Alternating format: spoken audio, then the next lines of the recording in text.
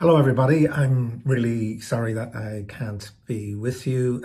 I would really love to have been there to celebrate the life and work of Tom Nairn and to consider what the urgent legacies of that great life might be. Unfortunately, I'm trapped in academia in America and I just can't be with you. Tom Nairn always seemed to me to be the exemplary public intellectual, in the sense that the great public writers are ones that we do not have to agree with necessarily in order to have to take into account. For many decades, it was simply impossible to think about the future of the archipelago, of which I inhabit the Irish part, or indeed to think about the future of the European Union without taking into account Tom Nairn's work. And the reason for this was very profound. Like most radical thinkers, he upset a way of binary thinking. I think many of us who grew up on the left or in progressive politics grew up with a binary distinction between nationalism and internationalism. Nationalism was either, depending on your point of view, the call to an autarkic, inward-looking, but independent idea of life.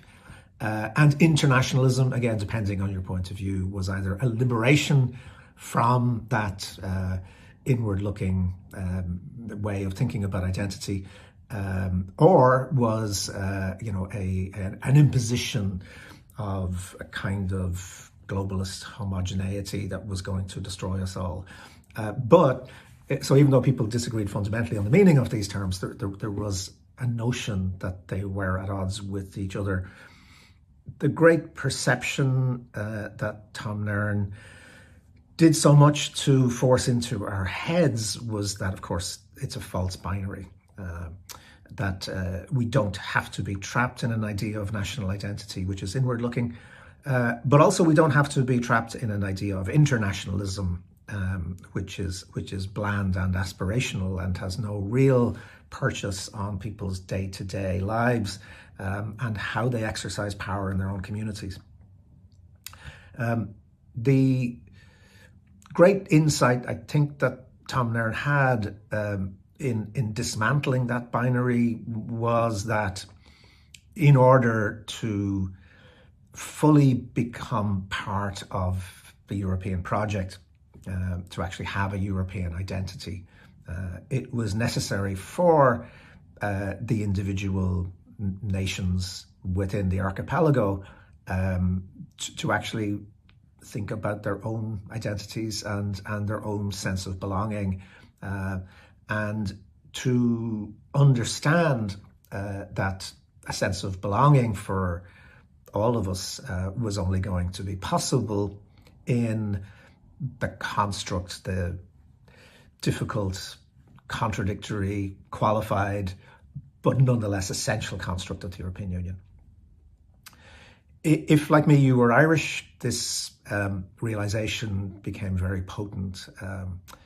The Irish experience has been one in which the meaning of national independence in reality is completely tied up with being a member of the European Union, with having that seat at the European table.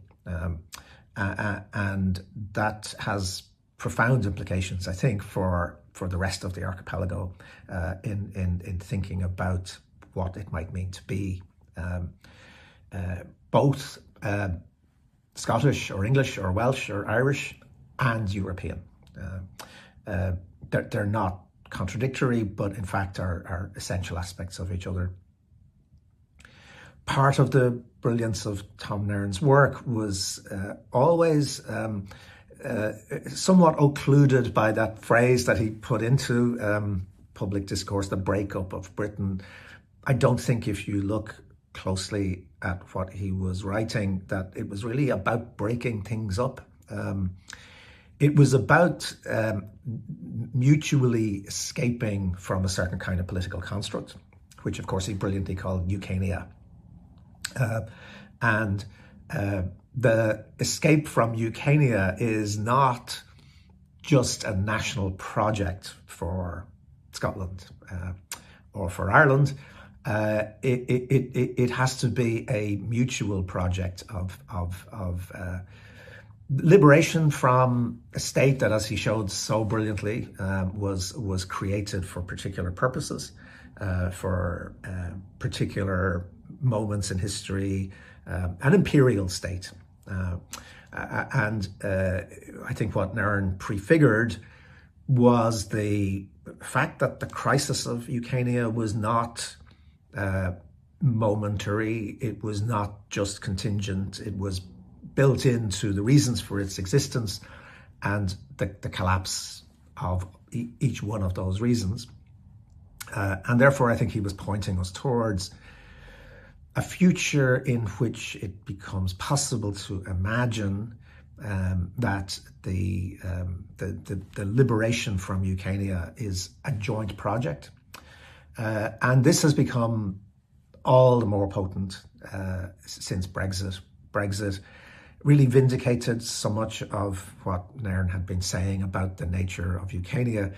And it now leaves us in a very obvious situation whereby there is no future for national identities, for a sense of belonging, for a sense of being able to control one's own destiny and influence one's own life.